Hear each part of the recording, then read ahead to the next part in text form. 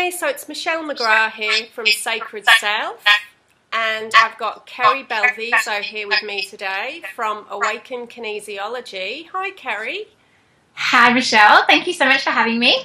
You're welcome. And I just invited Kerry along today because I just thought it would be great for Kerry to explain to us a little bit how she uses the Sacred Self alchemical oils in her kinesiology practice.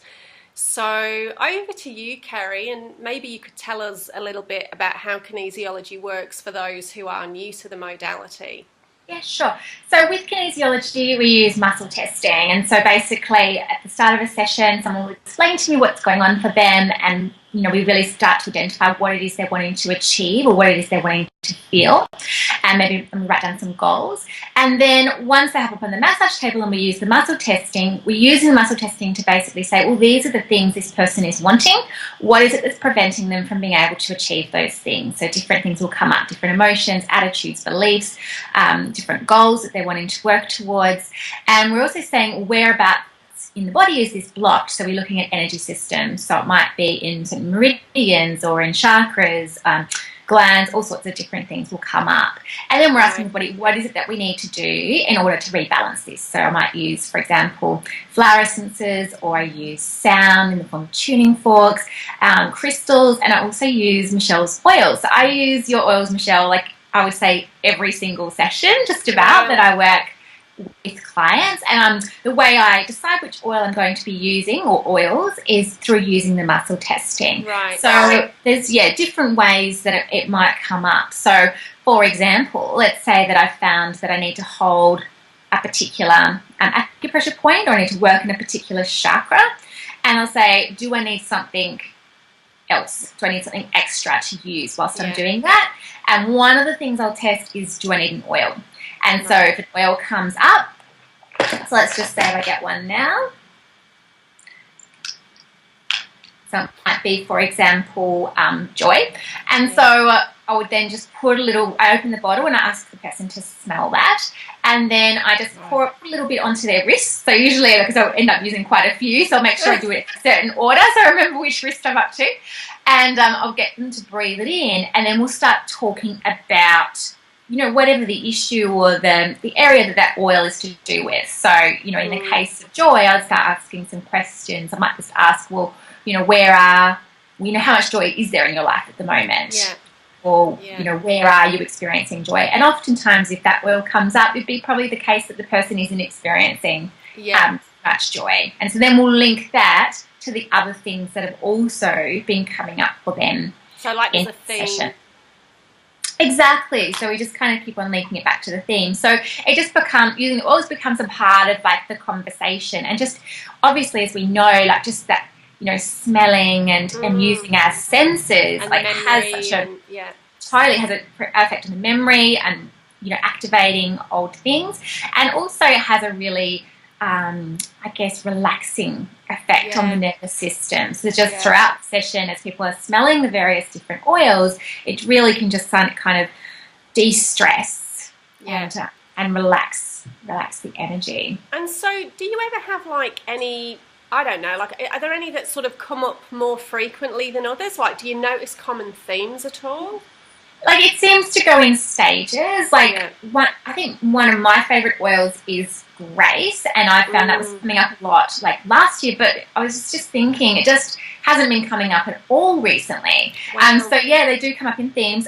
Some that come up very often, one of them is integrity, comes up quite a lot. And whenever that one comes up, like the question I'll always ask is, where are you not honouring your commitments to yourself? Yeah. And so it's a really interesting topic to open up. It's like, and usually then the person will say, oh yeah, well, I have really wanted to, exercise more. I've been really wanting to eat better, or I know I should be saying no to doing these extra things, and they kind of know that they're not doing that. So we'll kind of have a bit more of a conversation around that in the context of integrity, because I think a lot of us assume integrity is about, acting in integrity to other people. That's right. And often that's the most common way that we see that, isn't it? But we're expecting that behaviour from other people as well, and yet we're not honouring ourselves a lot of the time. It's often quite unconscious, isn't it? Exactly. Another oil that comes up a lot is freedom.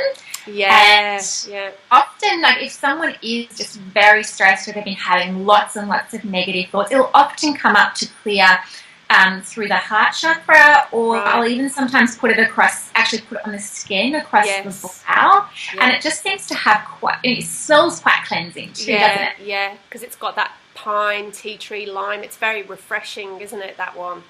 Yeah, so it just seems to kind of clear out stagnation, Yeah. and yeah, that's a really good one. Another one that comes up very frequently is abundance, and Yeah.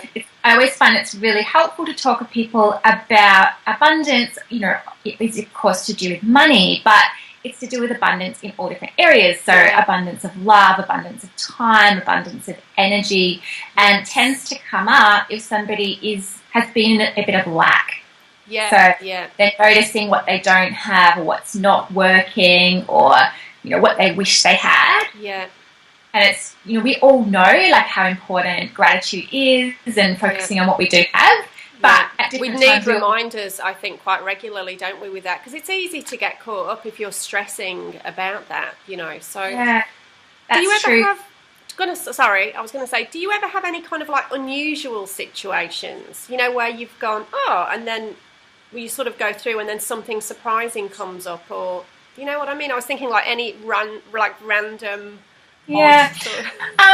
Well, sometimes there's been a few different times where a couple of things had come up and the person maybe hasn't really understood it, or it's feeling quite suppressed and they're sort of feeling quite tense, and then and it's not necessarily connecting to a couple of things, and then the surrender oil has come up, and sometimes they'll just burst into tears, and it's almost like it just opens everything out. Yeah, because that's and all of a sudden they kind of get it. They're just like, actually, this is going on, or I do actually feel this way, or I can kind of see that now. So, it really opens up. Another one that can be a little bit surprising is the forgiveness one. And I think when it comes up, and I say, okay, that was the one that's coming up for you now is forgiveness. Some people assume, that, there's something that they're going to need to forgive. Or if I say, and I often tell them, usually when this oil comes up, it's to do with forgiving yourself. Yeah. And so people will think, I don't really think I've done anything wrong. But it doesn't tend to be for that. It tends to be more, just forgiving yourself for maybe what you haven't done, or for not... cherishing yourself or honouring yourself in some way, or showing yourself compassion, or for just being really, really hard on yourself. Yeah, which obviously everybody's guilty at some stage of that, aren't they? Exactly. So it doesn't always need to be that it was a particular event. It might be more so to do with certain attitudes and things like that. Another one that's a little bit surprising sometimes is creativity, because it sometimes comes up, and we haven't even been talking about creativity, but what I've noticed with that oil is when it comes up, it's often to do with new ways of thinking. Yes, because it's about planting new seeds, that oil, as well as that kind of, allowing it to flow. And it can be, in very surprising ways, because often we've got quite a fixed perception of, we think, what creativity means. Exactly. Yeah. And so, it might be when we've just been thinking about a particular issue in the same way, and we're just kind of going around and around and around, and then that will kind of come up, and it, encourages us to think about things in a completely different way. Yeah, that's really interesting. So, well, thank you. That's great to hear that. And so that it sort of just adds a different layer to kind of what's going on, and I suppose provides confirmations sometimes for people to receive information. Yeah, exactly. And sometimes you kind of have to laugh at what comes up. Like we'll be talking about something about being really honest with yourself, and then the truth oil comes up. All you can do is just kind of laugh about it. Or we are talking about trust, and then the trust oil comes up. It's just they're such a great support. They just really add an extra dimension to the sessions. Definitely, people love them. Oh well, thank you. That's great, and thanks so much for your time. Thank you. Thank you.